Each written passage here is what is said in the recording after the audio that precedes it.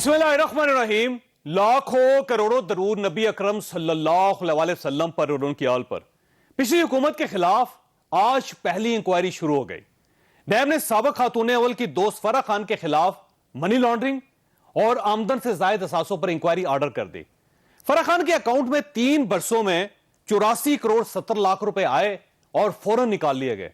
इन्होंने अमेरिका के 9 और यूएई के 6 विजिट्स भी किए, जबकि इनके सफर के वसाइल भी नामालूम थे। यह इंक्वायरी सिर्फ इन तक महदूद नहीं होगी, क्योंकि अलामिया में दीगर का लफ्ज भी शामिल है। लिहाजा सवाल यह, इस दीगर में कौन कौन आएगा। मेरी इत्तलात के मुताबिक यह आखिरी केस नहीं है, यह पहला केस है और रिंग रोड से लेकर तोशा खाना तक ऐसे दर्जन भर केस तैयारी के मराहिल में है। ये केस आने वाले दिनों में क्या रुख अख्तियार करते हैं, हम इस पर बात करते रहेंगे, लेकिन सरदस हम पंजाब की सूरत डिस्कस करते हैं। इस असम्बली को 3.5-4 साल हमने इन शरीफों को जो पूछता नहीं था, हमने इनको बिठाया, जहां इनके प्रोडक्शन ऑर्डर करते रहे। किसी प्रिविलेज एक्ट जिसकी अब ये तौहीन कर रही है नून लीग, शरीफों का चेहरा असल अल्लाह ताला ने आपको, मुझे, इस कौम को दिखाया है कि ये देखो 5 साल बाद इनको इक़्तिदार मिला है और 5 साल के बाद ये शरीफ हैं। अदलिया फैसला कर दे कि उन्होंने चलाना है, पुलिस ने चलाना, पुलिस के जरिए चलना है या किसने चलाना है, या शहबाज शरीफ ने, वफाक ने चलाना है। यहाँ कानून के साथ पिछले 27 दिन से जो खिलवाड़ हो रहा है वो इस मुल्क की तारीख में कभी नहीं हुआ। अब एक शख्स जो बदकिस्मती से गवर्नर हाउस में बैठा है, जिसका नाम उमर सरफराज चीमा है, उसको ना आइन की फिक्र है, ना कानून की फिक्र है, ना अपनी इज्जत की फिक्र है। परवेज इलाही साहब ने एक ढोंग रचाया और उन्होंने इजलास से भागने के लिए बहानेबाजी की। अभी तक कोई एक वजह नहीं बता सके कि इजलास मुलतवी करने की कानूनी वजह क्या है। कैसा निजाम आप इस मुल्क के अंदर कायम कर रहे हैं? आप क्या ये समझते हैं कि रियासत पाकिस्तान का आइन एक सिर्फ नुक्तों का मजमुआ है, जब चाहेंगे फाड़ कर फेंक देंगे और आपको पूछने वाला कोई नहीं होगा?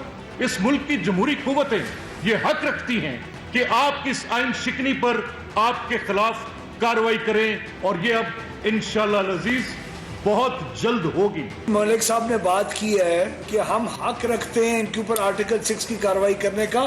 मैं उससे आगे बढ़ूंगा, हक नहीं, हमारे पर फर्ज है किसी आइन शिकन को खाली जाने देना। आइन को तोड़ने के बाद ये हमें आइन ने हक नहीं दिया, तो हम इसकी पूरी पैरवी करेंगे और एक एक का हिसाब आइन की खातिर लेंगे। पंजाब में वफाक जैसी सूरत पैदा हो चुकी है। गवर्नर ने हाई कोर्ट के वाज़ेह हुक्म के बावजूद हमजा शहबाज से हल्फ लेने से इंकार कर दिया, जिसके बाद इस्लामाबाद में अफवाह गर्दिश कर रही है।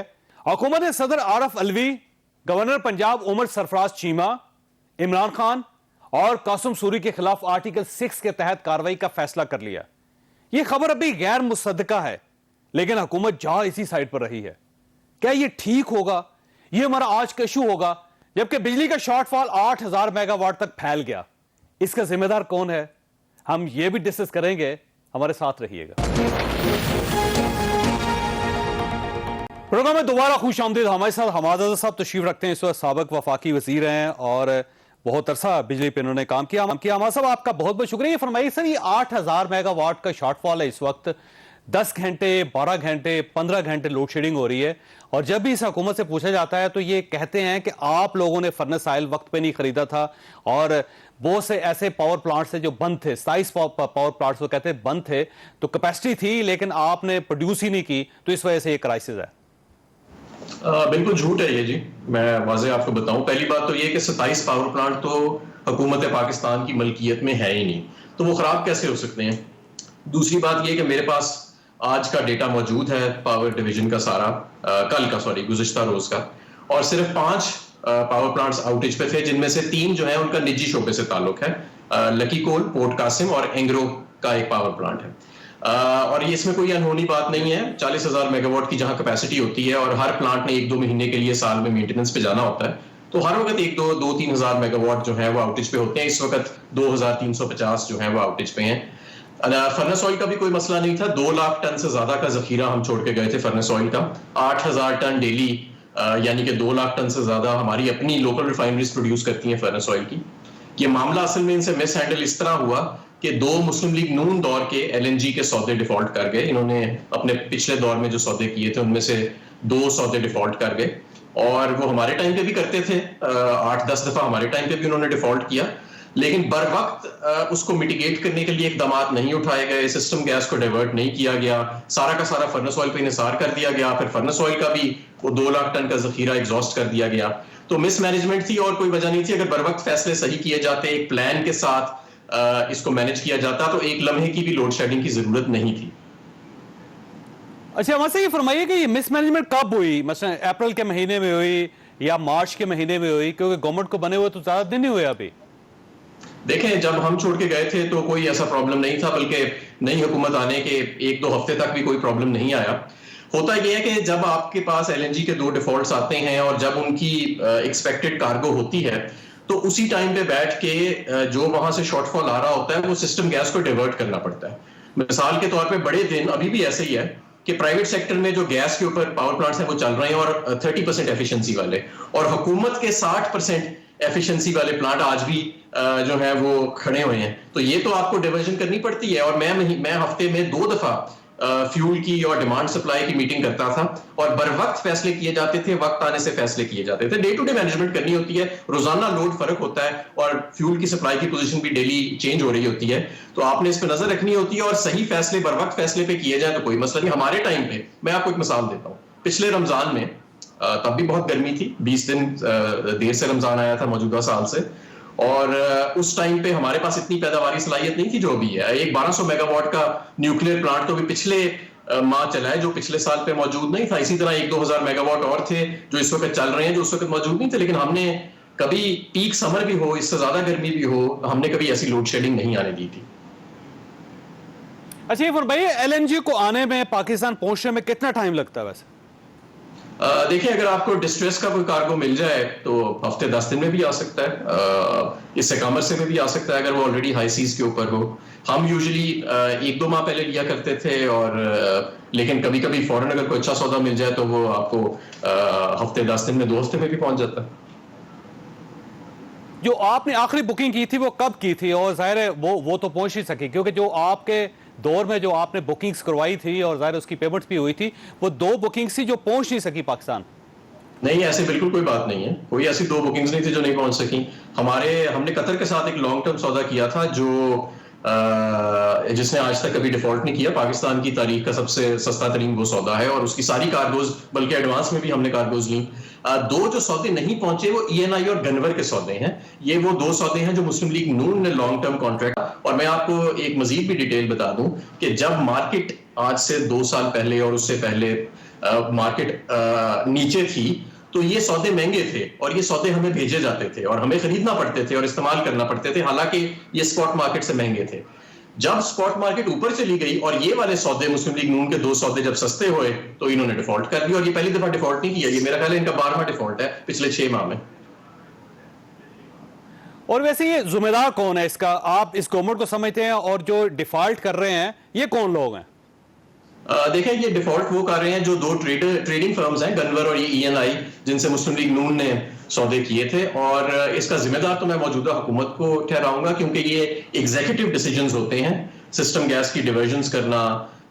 मसलन देखें ना, अगर आपको 20-25% LNG की कमी आ रही है क्योंकि आपके 2 सौदे डिफॉल्ट में हैं, तो आप सिस्टम गैस जो 4000 MMCFD पड़ी है, लाइन पैक के अंदर हमारी जो पाइपलाइंस है वो भी स्टोरेज के तौर पे एक्ट करती हैं गैस के, उधर भी हम 1000 MMCFD एक्स्ट्रा छोड़ के गए थे। अगर आप उसको डिवर्ट करने की बजाय मुकम्मल इन्हिसार फर्नेस ऑयल पे कर देते हैं और फिर 2 हफ्ते बाद फर्नेस ऑयल के स्टॉक्स खत्म हो जाते हैं और लोड शेडिंग शुरू हो जाती है और आप हाथ पे हाथ रख के बैठ जाते हैं, तो जाहिर है कि ये तो जो एग्जीक्यूटिव गवर्नमेंट उस वक्त बैठी है, जो काबीना बैठी है, उस वक्त शहबाज शरीफ साहब के पास ये चार्ज था वजारत तवानाई का। अब 2 दिन पहले नए वजीर आए हैं, तो ये तो जाहिर बात है ये एग्जीक्यूटिव डिसीजंस उन्होंने लेने थे जो नहीं लिए, और ये मिसमैनेजमेंट हुई है। अच्छा, वहां से ये फरमाइएगा कि गवर्नमेंट का ये ऐलान है कि 1 मई से ये मामला बिल्कुल दुरुस्त हो जाएंगे और पाकिस्तान लोड शेडिंग फ्री होगा, तो क्या आपका क्या ख्याल है कि वाकई मई के शुरू से ये मामला सेटल हो जाएंगे या फिर लोड शेडिंग बढ़ेगी? देखें, इसका सारा दारोमदार है कि इनका प्लान क्या है और क्या स्ट्रेटजी है। मेरे इल्म में ये आया है कि जो बातें मैं अब आपसे कर रहा हूं कि ये इन्हें हफ्ता 10 दिन पहले करनी चाहिए थी, वो ये 1 मई से करेंगे। तो हो सकता है कि उसमें बेहतरी आ जाए। दूसरी चीज ये कि आप ये भी ख्याल रखें कि कल या परसों से इंडस्ट्री बंद होने जा रही है ईद की छुट्टियों के लिए। आपके सिस्टम में से 4 से 5,000 मेगावाट निकलने वाला है, लोड कम होने वाला है हफ्ता 10 दिन के लिए, तो जाहिर है उससे भी कुछ फर्क तो पड़ना चाहिए। बट अभी तक मैंने तो कोई ऐसा इनका मिटिगेशन प्लान नहीं देखा। जब हम बैठे होते थे तो इससे ज्यादा गर्मी में एक दफा ऐसे भी हुआ था कि एलएनजी इससे भी ज्यादा शॉर्ट हो गई थी। हमने लोड शेडिंग नहीं होने दी क्योंकि हमारी बॉटम लाइन ये होती थी कि load shedding is not an option. हम फोर्स लोड शेडिंग नहीं करेंगे। जो हाई रेवेन्यू एरियाज हैं जहां लॉसेस कम करने के लिए लोड शेडिंग आप करते हैं 2011 से, वो तो चलती रहती है, लेकिन हम इस चीज को कभी एक ऑप्शन लेके चलते ही नहीं थे कि लोड शेडिंग जो है, अगर किसी जगह 1 घंटा भी लोड शेडिंग होती थी तो हम दिन रात मेहनत करते थे, वो फॉल्ट या खत्म करते थे या हम वो फ्यूल को पूरा करते थे। लेकिन ये ऐसे हमने कभी होने नहीं दिया। मैं हैरान हूं कि ये मामला इतने कैसे बिगड़ गए, और एक गलती के बाद इन्होंने 2-3 गलतियां फिर और की हैं। उस पर फिर दोबारा बात कर लेंगे कभी। जी अच्छा, ये फरमाइएगा सर, ये डीजल का क्या इशू है? डीजल कहां गायब हो गया? क्योंकि जाहिर है ये तो आप ही के दौर में आपने फैसला किया था डीजल की सप्लाई का, और जाहिर है अब वो सप्लाई नहीं है जिसकी वजह से आगे डिमांड क्रिएट हो रही है और एक क्राइसिस बन रहा है। बिल्कुल, ये भी खुद साफ्ता है। देखें, जब हम आए थे तो 8-10 दिन का डीजल का स्टॉक रखा जाता था, और हमने बकायदा एक कंसर्टेड एफर्ट की और इसको 32 दिन पे लेके गए। और जब मैं छोड़ के गया था ये वजारत, तो पाकिस्तान की तारीख का पिछले 10 साल का बुलंद तरीन डीजल का स्टॉक मुल्क में मौजूद था, और वो आज भी मौजूद है। जावेद चौधरी साहब, आज भी इस मुल्क में 1 माह से ज्यादा का डीजल का स्टॉक पड़ा हुआ है। लेकिन क्योंकि इन्होंने ऑयल प्राइसेस के ऊपर अनसर्टेनिटी की कि जी IMF कह रहा है बढ़ाओ, हमने नहीं बढ़ाना, एक वजीर कह रहा है बढ़ाएंगे 50 रुपए डीजल, दूसरा कह रहा है नहीं, तो लोगों ने जखीरा अंदोजी शुरू कर ली। अब किसी पेट्रोल पंप पे या किसी ऑयल मार्केटिंग कंपनी के पास अगर 1 लाख लीटर डीजल भी पड़ा है, जो कि मामूली सी बात है, तो उसको उस पर 1.5 करोड़ रुपया बचेगा अगर वो जखीरा अंदोजी करे। तो इसलिए इनको जो भी फैसला करना था उस पर इस तरह अभाम पैदा नहीं करना चाहिए था। नहीं बढ़ानी थी कीमत तो ऐलान करते डे 1 से कि नहीं बढ़ानी, बढ़ानी थी तो फिर उसी टाइम पे बढ़ा देते। अब ये जो अभाम की सूरत हाल है, डीजल मुल्क में मौजूद है लेकिन अदम दस्तयाबी है उसकी। इसी तरह मुल्क में पैदावारी सलाहियत में मौजूद है, उसे बरूए कार लाने नहीं ला पा रहे। वो ओथ ना लेना चाहते हो तो सूरत में जो स्पीकर है पंजाब असेंबली का वो ओथ लेगा, और अगर वो भी ओथ नहीं लेते हैं तो फिर प्रेसिडेंट ऑफ पाकिस्तान किसी भी और शख्स को अपॉइंट कर देंगे और वो ओथ ले लेगा। ठीक है, अब ये तरीकेकार दिया हुआ है, आइन में कहीं डेडलॉक नहीं होता, और हर चीज की रेमेडी जो है वो दी जाती है।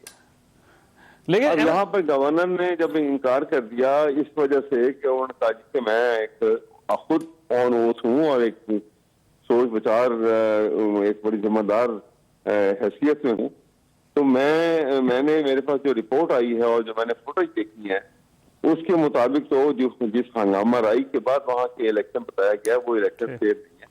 लिहाजा मैं आप अहमद अवैस साहब, आप गवर्नर साहब को ठीक समझते हैं? आप समझते हैं गवर्नर साहब भी ठीक हैं, स्पीकर कौमी असेंबली चोरी परवेज साहब भी ठीक है, सदर साहब? मैं ये नहीं कहता, देखिए बात मैं ये नहीं कहता, सवाल ये है कि कोई तरीकेकार तो है ना। अब उन्होंने इनकार कर दिया ना, उनका मैं नहीं करता, तो उसका तरीका यह है कि उसके बाद स्पीकर ऑब्वियसली क्योंकि वो राइवल कैंडिडेट है वो भी इनकार है उनका, तो प्रेसिडेंट ऑफ पाकिस्तान किसी को अपॉइंट कर देंगे, वो ले लेगा। ये तो आपको मैं तरीकाकार बता रहा हूँ। ठीक, यानी सदर साहब जिम्मेदार हैं आप इस सारी क्राइसिस के? नहीं, जिम्मेदार नहीं मानो, उन्होंने अब वो एक जो उसमें खुद जो है उनके पास कोई जाती है एडवाइस, तो उसके लिए उनके पास एक टाइम है कि वो इतने टाइम में ये फैसला कर देंगे। ठीक है, आप रुकिएगा। ऐसा कौन सा ये फरमाइएगा सर, ये जो गवर्नमेंट आर्टिकल 6 की तरफ जा रही है कि सदर साहब के खिलाफ, इमरान खान साहब के खिलाफ, कासिम सूरी साहब के खिलाफ और उमर सरफराज चीमा साहब के खिलाफ, तो ये फरमाइएगा ये जो क्राइसिस है क्या वाकई इसमें आर्टिकल 6 बनता है? नहीं, ये तो ऐसी हो, ये को ओमनी बस आर्टिकल तो नहीं है ना कि हर एक को खराब लगा देंगे। ऐसा बॉन्ड साहब जी, ऐसा बॉन्ड साहब, ऐसा बॉन्ड साहब, हाँ जी, अब ऐसा रुकिएगा आप, ऐसा बॉन्ड साहब जी, ऐसा साहब। अवैध साहब हमारे बड़े भाई हैं, उनका अपना एक व्यू पॉइंट है, वो एक फार्मर जो आउटगोइंग गवर्नमेंट है उसके वजीर आला के अपॉइंटी हैं, उन्होंने एक अपना नुक्ता नजर देना है। मैं बहैसियत सिर्फ एक कानून के तालिब इल्म की बात करूंगा जिसमें किसी एक गवर्नमेंट या बात नहीं आई, इनकी बात करूंगा। बात यह है कि गवर्नर के पास दुनिया का कोई और चारा नहीं कि आइन के मुताबिक जो उसका प्रोवाइडेड है, he has to take the oath. अगर वो इससे डेविएट करते हैं तो वो अपनी कॉन्स्टिट्यूशनल ऑब्लिगेशन जो है उससे मावरा काम करते हैं। बाकी रही बात कि ये जो निटी ग्रिटी की बात करते हैं, देखें हमारे कॉन्स्टिट्यूशन के जो फ्रेमवर्क थे उनको ये नहीं पता था कि हमारे यहाँ इस नेज पे चीजें आ जाएंगी कि गवर्नर और प्रेसिडेंट जो है वो इस लेवल पे आ जाएंगे तो वो instead of performing their constitutional deviation वो किसी और शख्स के कहने के मुताबिक अपने आईनी जो जिम्मेदारियां वो निभाएंगे। और दूसरी बात जो मैं आपको बात बताऊं, बाकी जो आपने बात की आर्टिकल 6 के हवाले से, देखें जब कासिम सूरी साहब की और बाकी ये चीजें आ गई, सुप्रीम कोर्ट ने ये कह दिया कि ये कॉन्स्टिट्यूशन के कॉन्ट्रेरी किया है। अब इसकी इंटरप्रिटेशन जो है वो बाद की बात है कि अब गवर्नमेंट के पास एक अंडर दी जो इनका 1973 का under high treason under article 6 जो इन्होंने एक्ट है उसके मुताबिक उनका ये राइट बनता है कि they can file A complaint before and they can constitute A tribunal. उसके बाद उसकी कानूनी हैसियत क्या है, जो अग्रीव्ड होगा वो अपना फाइल कर लेगा। वो तो अदालत फैसला करेगी ना सर, ये फैसला अदालत ने करना है, इनिशिएट गवर्नमेंट ने करना है, वफाकी हुकूमत ने। बिल्कुल इसी तरह तो गवर्नमेंट के पास ये राइट है, आपका ख्याल है गवर्नमेंट कर सकती है? ये गवर्नमेंट के पास ये राइट है आईन और कानून के मुताबिक। उसके बाद उसके ये वो गलत किया है सही किया है सुप्रीम कोर्ट के फैसले की रोशनी में, या एक प्राइमा फेसी एक चीज ऐसी चल रही है। देखिए ये मुल्क मेरा भी है, आपका भी है, अहमद अवैस साहब का भी है। We are not under obligation to obey Mian Shahbaz शरीफ और इमरान खान। हमने आइन की बात करनी है, हम हमारे लिए ये कोई बंदे हैसियत नहीं रखते। हम जब कानून के तालिब इल्म की तौर पे बात करते हैं तो हम बिल्कुल एक सीधी सादी जो लीगल प्रोपोजिशन है, मैं ये समझता हूं कि ये रवायत के मुनाफी है, ये गैर वजादारी है। मतलब है हम वो सारी कदरें भूल रहे हैं। और हम तो वैसे एहसन साहब आप ये तस्लीम करते हैं कि पंजाब के अंदर एक बहरान है पूरे एक महीने से, और इसको अगर समेटा नहीं जाता तो ये क्राइसिस मजीद बढ़ जाएगा? ये बिल्कुल, मैंने पहले दिन ये कहा था, जो वफाक में भी आया था कि कॉन्स्टिट्यूशनल क्राइसिस है, अगर इसको ना समेटा तो जो थर्ड फोर्स है उसको आप, मैं पहली दफा मैंने अपनी फौज में रिस्ट्रेंट देखी है, पहली दफा। वरना जिस लेवल पे इन्होंने काम कर दिया था, ये तो देवर वांटेड के ये सारी बातें अपनी जगह से, जो अनकॉन्स्टिट्यूशनल जो मावराए आइन बातें हैं वो इनसे रवे थी। मुझे अहमद अवैस साहब की तरफ जाने दें, एहसन साहब साथ ही रहेगा। अहमद अवैस ये फरमाइए सर, ये आर्टिकल 6 तो गवर्नमेंट के पास इख्तियार भी है और सुप्रीम कोर्ट ऑफ पाकिस्तान ने ग्राउंड भी दे दी उनको कि अगर वो आर्टिकल 6 के तहत कार्रवाई करना चाहते हैं। तो अब ये जो क्राइसिस है जाहिर है उसमें गवर्नमेंट के पास तो ये है फैसिलिटी कि वो इन चारों शख्सियात के खिलाफ आर्टिकल 6 इन्वोक कर दे। देखिए बात ये, पहली बात तो ये है कि आपका कुछ यहाँ पे आज का कोई अरेंजमेंट ठीक नहीं है, क्योंकि एहसन भून साहब की खूबसूरत आवाज मैं नहीं सुन सका कि उनके कमेंट्स भी नहीं सुन सका, बिल्कुल आवाज नहीं आई मुझे क्या कहा होगा। ठीक, बहरहाल आपसे आर्टिकल 6 के गवर्नमेंट से जो है ना, उसको वो चाहे तो कोई भी अपना राइट जो है उसका, जो उसके पास अथॉरिटी है उसको एक्सरसाइज कर सकती है। अब तो it is up to the court के वो देखेंगे कि आर्टिकल 6 का ये केस बनता है कि नहीं बनता। ठीक है ना। एक ये जो है उसकी आप डेफिनेशन में जाएं कि वन हु एब्रोगेट्स और अटेम्प्ट्स टू एब्रोगेट और सबवर्ट्स और attempt to subvert constitution of Pakistan commits an act of high treason। अब ये जो है, क्या ये उस ज़ुमरे में, उस कैटेगरी के अंदर ये फॉल करते हैं कि नहीं करते हैं, ये देखने वाली बात है। और ये ठीक है, ये उनका राइट है, उनको मतलब मैं उसको रोक नहीं सकता हूँ। अच्छा वैसे ये फरमाइएगा, क्या आपको पंजाब में कोई क्राइसिस नजर आता है या आप समझते हैं कि कोई क्राइसिस नहीं है? देखिए क्राइसिस मैं आपको बता रहा हूँ, क्राइसिस इस वजह से है सिर्फ कि ये डेडलॉक्स जो बन गए, और सिर्फ इम्पेशंस है कि अगर वो समझते हैं कि वो इलेक्टेड हैं और वो कोई मसला उनके दरमियान नहीं है, तो it is a matter of few days कि वो ओथ ले लेंगे, बात खत्म हो नहीं जाएगी। देखिए, सूबा एक महीने से बगैर चीफ एग्जीक्यूटिव के चल रहा है सर। 12 करोड़ लोगों का सूबा है। नहीं, किसने कहा है? क्यों चीफ एग्जीक्यूटिव के बगैर चल रहा है? देखिए ना, ज्यादा यहाँ पे देखिए, बात सुनिए। देखिए आपने गुलजार साहब हैं लेकिन कैबिनेट नहीं है सर। गवर्नमेंट कैबिनेट होती है। कैबिनेट की कहाँ जरूरत, कहाँ कैबिनेट की? अच्छा, देखिए ना, यहाँ पे जब कैबिनेट नहीं है तो सारी ताकत, सारी पावर जो है वो प्राइम चीफ मिनिस्टर के पास होगी। देश है ऐसा साहब फरमाइएगा। ऐसा साहब आपने सुना है कि वो गुलजार साहब हैं, उनके पास सारे इख्तियारात हैं, उस इख्तियारात के मुताबिक चला रहे हैं। मेरे बड़े भाई हैं फैज साहब, मेरी गुजारिश सिर्फ ये है, मैं बड़ा एहतराम भी उनका करता हूँ, लेकिन बात पता क्या, एक आदमी who has left the house, उसने रिजाइन कर दिया है, he no more with the government, और वो एक डे टू डे अफेयर्स को चला रहे हैं।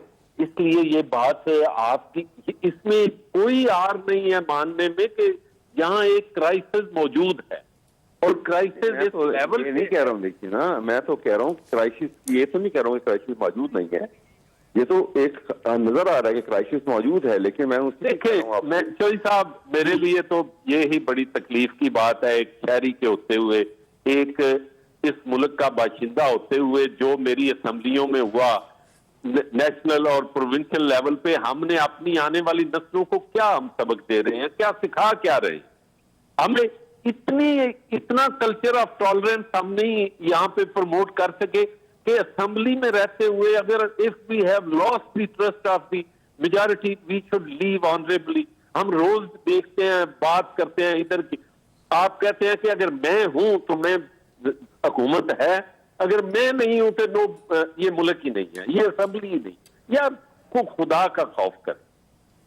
ठीक है, अहमद अब्बास साहब आप फरमाइएगा सर, ये सोल्यूशन क्या है सर? इसका सोल्यूशन क्या है? मैं आपको इनके भून साहब जो फरमा रहे हैं, मैं देखिए, क्वेश्चन ये है कि पंजाब असेंबली में यह हंगामा क्यों हुआ?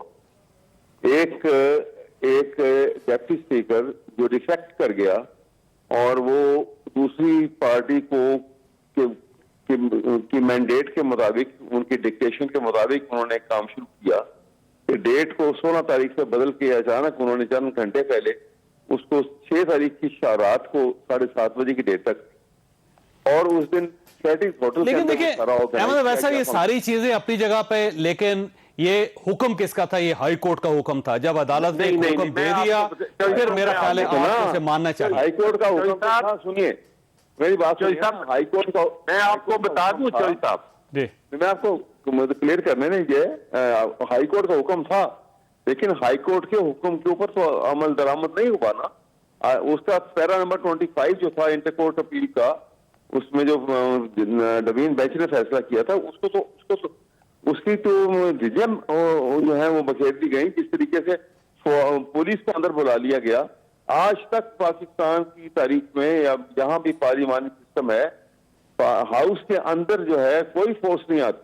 ठीक है, अगर सिचुएशन, लेकिन अहमद वैसा भी एक चीज मैं अर्ज करूं कि अगर ये मामला सेटल ना हुए और ये पोलराइजेशन इस तरह चलती रही तो सर ये जो कौमी असम्बली है या पंजाब असम्बली है, यहाँ फौज भी आ जाएगी अंदर, क्योंकि उसकी वजह ये है कि सियासतदान स्पेस नहीं दे रहे कानून को और आइन को।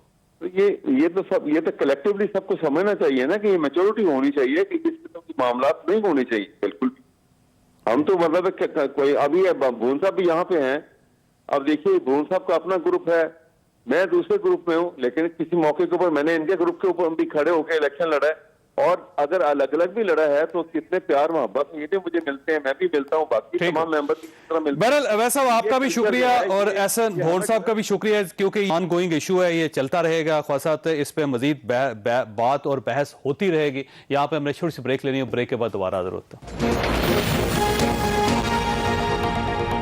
प्रोग्राम में दोबारा खुश आमदीद। हमारे साथ तशरीफ रखते हैं राजा खालिद महमूद साहब, साबिक डिप्टी अटॉर्नी जनरल हैं, और इन्होंने 7 अप्रैल को इस्तीफा दे दिया था। उस वक्त एक ब्रेकिंग न्यूज़ बनी थी बहुत बड़ी, 3 अप्रैल को, और आज ये हमारे साथ तशरीफ रखते हैं। राजा साहब ये फरमाइएगा सर, ये जो सारी सूरत हाल है, ये आर्टिकल 6 की तरफ जा रही है, ये जो क्राइसिस पंजाब का है, वफाक का है, कैसे सेटल होगा ये? देखें जावेद चौधरी साहब, article 6 high treason, subversion, suspension of the constitution and abrogation of the constitution से मुतल्लिक है। ठीक है, इस वक्त जो हालात हैं मेरे ख्याल में पूरी तरह से आर्टिकल 6 अटैक करता है और उसकी जो सबवर्जन है उसकी डेफिनेशन में ये प्रॉपरली फॉल करता है। ठीक है, सदर साहब के खिलाफ हो सकता है आर्टिकल 6, सदर साहब के खिलाफ हो सकता है, गवर्नर के खिलाफ हो सकता है, जो इमरान खान साहब के खिलाफ भी हो सकता है, जो भी जिसने भी whosoever जिसने भी कॉन्स्टिट्यूशन को वायलेट किया, कॉन्स्टिट्यूशन को सबवर्ट किया, he is liable to be prosecuted under article 6 of the constitution of okay इसका तरीका कार क्या है? वफाकी हुकूमत इसको इन्वोक करेगी, एक्सरसाइज करेगी और उसके बाद सुप्रीम कोर्ट ऑफ पाकिस्तान फैसला करेगी, क्या होगा? सुप्रीम नहीं, वफाकी हुकूमत इनिशिएट करेगी, स्पेशल कोर्ट कॉन्स्टिट्यूट की जाएगी, जिस तरह मुशर्रफ केस में आपने देखा होगा, फिर उसका बाज़ाब्ता ट्रायल होगा, ट्रायल के बाद फिर वो उसे कन्विक्ट करते हैं, और कन्विक्शन में आपको पता है कि कैपिटल पनिशमेंट का केस है, डेथ इम्प्रिजनमेंट है, लाइफ इम्प्रिजनमेंट है, लेकिन डेथ सेंटेंस, लाइफ इम्प्रिजनमेंट। लेकिन सदर साहब और उनके साथ गवर्नर जो है उनको इम्यूनिटी भी हासिल है, वो कोर्ट उनको बुला नहीं सकती। नहीं, वो देखें, वो बात सही है, लेकिन जहां पे कोर्ट का फैसला हो, कोर्ट का फैसला हो, यूसुफ रजा गिलानी साहब को भी इम्यूनिटी हासिल थी, ठीक, लेकिन उन्हें कोर्ट में बुलाया गया, ठीक है, कंटेम्प्ट में उन्हें सजा दी गई till the rising of the court. वज़ीर-ए-आज़म को बुलाया जा सकता है, मेरा ख्याल सदर को नहीं बुलाया जा सकता। वो देखें, जब कोर्ट का फैसला होगा, मैं आपको एक जो इंपॉर्टेंट बात है वो ये कि अब सबवर्जन क्या है, the undermining of the power and authority of N establish system और इंस्टीट्यूशन। ठीक है, यहाँ अंडरमाइन किसे, कमजोर किसे किया गया, वो इंस्टीट्यूशन को किया गया। इंस्टीट्यूशन वो अदलिया का भी हो सकता है, और पार्लियामेंट भी हो सकती है, और पार्लियामेंट भी हो सकती है। उन्होंने अंडरमाइन किया, देयरफॉर ये जो आर्टिकल 6 है उसका सबवर्जन मेरे ख्याल में, मेरी जो वो जो आप स्विस केसेस की बात कर रहे हैं सर, आसफ अली जरदारी साहब के ऊपर उस केसेस थे, लेकिन उनको अदालत ने नहीं बुलवाया था, वज़ीर-ए-आज़म साहब को बुलाया था, याद रखिएगा, क्योंकि उस वक्त भी ये बहुत बड़ा नुक्ता उठा था कि आसफ अली जरदारी साहब एज ए प्रेसिडेंट उनको अदालत में तलब नहीं किया जा सकता। अच्छा, मैं उसमें गुजारिश करता हूँ कि आर्टिकल 248 है जिसका आप जिक्र कर रहे हैं, जिसके तहत इम्यूनिटी हासिल है, गवर्नर को, प्रेसिडेंट को, प्राइम मिनिस्टर को, मिनिस्टर्स को इम्यूनिटी हासिल है, वो पूरी तरह से उसमें डिस्क्राइब हुई। लेकिन दो जजमेंट्स हैं, इस पर बहुत सारी जजमेंट्स हैं, 2018 SCMR है, 1956, उन्होंने वो पाकिस्तान मेडिकल डेंटल काउंसिल का केस था, ठीक, उस केस में ये हुआ कि पाकिस्तान मेडिकल डेंटल काउंसिल ने एक ऑर्डिनेंस, पाकिस्तान मेडिकल काउंसिल के हवाले से प्रेसिडेंट ने एक ऑर्डिनेंस जारी किया, ठीक है, वो ऑर्डिनेंस लैप्स कर गया, उसके बाद नया ऑर्डिनेंस लेके आए। सुप्रीम कोर्ट ने ये कहा कि अगर पहला जो ऑर्डिनेंस था उसे अप्रूव नहीं किया पार्लियामेंट ने, उसे कोई सेंटेटी नहीं हासिल थी, उसकी अप्रूवल के बगैर आप दूसरा उसी तरह का ऑर्डिनेंस लेके आए तो कानून साजी किए बगैर, तो आप कॉन्स्टिट्यूशन को एब्रोगेट कर रहे हैं। ठीक है, एब्रोगेट कर रहे हैं। सदर को बुलाया जा सकता है, सदर को बुलाया जा सकता है, गवर्नर साहब को भी बुलाया जा सकता है, बुलाया जा सकता है। मैं इसमें एक दो और जजमेंट्स का शॉर्ट सा हवाला दे दूं।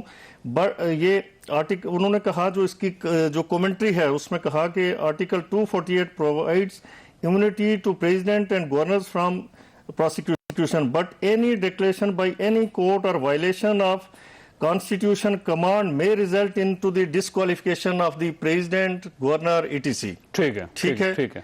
वो अगर कोर्ट वाजे है, कोर्ट वाजे है, कोर्ट का कानून वाजे है, आइन वाजे, आइन वाजे है, और मेरे ख्याल में इस वक्त तक कोर्ट्स ने आज तक हमारी जो सुप्रीम कोर्ट है और हाई कोर्ट्स वो रेस्ट्रेंट शो कर रही हैं कंटिन्यूसली। ठीक है, क्योंकि ये कहा जाता है जी कि 12 बजे कोर्ट्स खुल जाती हैं, यानी मुल्क मुनहदिम हो रहा है, उसका सिस्टम कोलैप्स हो रहा है। वो बड़ी दिलचस्प बात है, वो कहते हैं कि इमरान खान साहब कहते हैं 12 बजे कोर्ट्स खुल जाती है, तो 12 बजे पार्लियामेंट भी तो खुली हुई थी ना, तो पार्लियामेंट भी तो सुबह के वक्त इजलास था, आप उसी वक्त वोटिंग करवा, आप एक इंडिविजुअल को सजा देने के लिए 12 बजे कोर्ट खोल सकते हैं, 11 बजे कोर्ट खोल सकते हैं, जिस तरह हनीफ अब्बासी के केस में हुआ। लेकिन जब मुल्क कोलैप्स कर रहा है आपका, उसका कॉन्स्टिट्यूशन कोलैप्स कर रहा है, और वो कोर्ट जो कस्टोडियन ऑफ द कॉन्स्टिट्यूशन है, ठीक है, supreme court custodian of the constitution है, वो आराम से लेटी रहे और वो आके सुबह 9:30 बजे प्रोटोकॉल के साथ आके तो फैसले सुनाना शुरू कर दें, ये नहीं।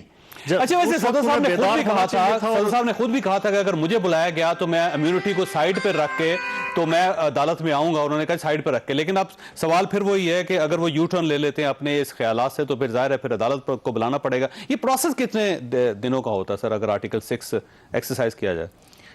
उसमें तो ट्रायल है, देखें मुशर्रफ केस में तो खासा टाइम लगा, उसमें बहुत सारी मिसलिनियस एप्लीकेशंस आती रहीं, और जिस तरह से फेयर ट्रायल का तरीक़ेकार भी वाज़ेह है कि आप एक सफिशेंट अपॉर्चुनिटी भी एक्यूज पार्टी को देते हैं ताकि वो ट्रायल पे उंगली ना उठ सके। और अनफॉर्चुनेटली यानी कोई बायस हुए बगैर ये जो पीटीआई की गवर्नमेंट है या पीटीआई के लोग हैं, कल्चर ये है कि आप देख लें जो अपना फॉरेन फंडिंग केस वो 8 सालों से पड़ा हुआ है, एक नहीं बल्कि कई एप्लीकेशंस गई। बिल्कुल सही, और ये ऐसा अनफॉर्चुनेट केस है कि जिसमें वो तहरीक इंसाफ जो इंसाफ के नाम पे बनी पार्टी है वो कोर्ट में चली गई कि 1 माह के अंदर हमें इंसाफ नहीं चाहिए, बिल्कुल सही। मजीद कोई अच्छा, वैसे आखिरी सवाल आपसे ये फरमाइएगा कि अगर ये आर्टिकल एक्सरसाइज किया जाता है, गवर्नमेंट की तरफ से इन्वोक होता है, तो सदर साहब अपनी पोजीशन पर रह के, गवर्नर साहब अपनी पोजीशन पर रह के केस लड़ सकते हैं या इनको डी सीट होंगे? पहले ये तो डी सीट होंगे, सीट होंगे जी जी डी पहले शुरू में ये नहीं, जब जिस यानी कोर्ट के ऑर्डर की वायलेशन करेंगे तो वो डिस्क्वालीफाई हो जाएंगे, उसके बाद फिर जाके तो वो उसके कॉन्सिक्वेंसेस को फेस करेंगे बिफोर दी स्पेशल कोर्ट। यानी आर्टिकल 6 अगर गवर्नमेंट स्टार्ट करती है जी जी तो इमीडिएटली ये दोनों जो हैं ये अपनी निश्चितों पर नहीं रह सकेंगे। कोई डिक्लेरेशन आएगा ना सुप्रीम कोर्ट की तरफ से या किसी कोई सबूत की बुनियाद पे वो करेंगे ना, अगर इस तरह करते हैं तो फिर तो नहीं होगा। अगर फेडरल गवर्नमेंट इनिशिएट कर देती है एक कार्रवाई तो फिर तो ज़ाहिर है उन रिजाइन जब तक नहीं करते तो वो अपनी सीट्स पे बैठे हुए हैं, लेकिन इस दौरान अगर किसी कोर्ट का डिक्लेरेशन आ जाता है तो डिस्क्वालीफाई होंगे और उसके बाद उनकी प्रोसिक्यूशन शुरू होगी। लेकिन उससे पहले ज़ाहिर है एक पूरी समाअत होगी, बहस होगी, दोनों तरफ से वकला आएंगे। लेकिन अगर कोर्ट का डिक्लेरेशन नहीं आता तो फेडरल गवर्नमेंट अगर एक इनिशिएट कर लेती है कार्रवाई आर्टिकल 6 के तहत, तो फिर उसका जो नतीजा होगा, उसका जो रिजल्ट होगा, आउटकम, उस पर फिर जाके वो डिस्क्वालीफाई होंगे या जो भी। ठीक, राय साहब आपका बहुत ख्वासा, आपने प्रोग्राम सुना। अल्लाह ताला आप और आपके अहले खाना को किसी मुसीबत से महफूज रखे। अल्लाह हाफिज।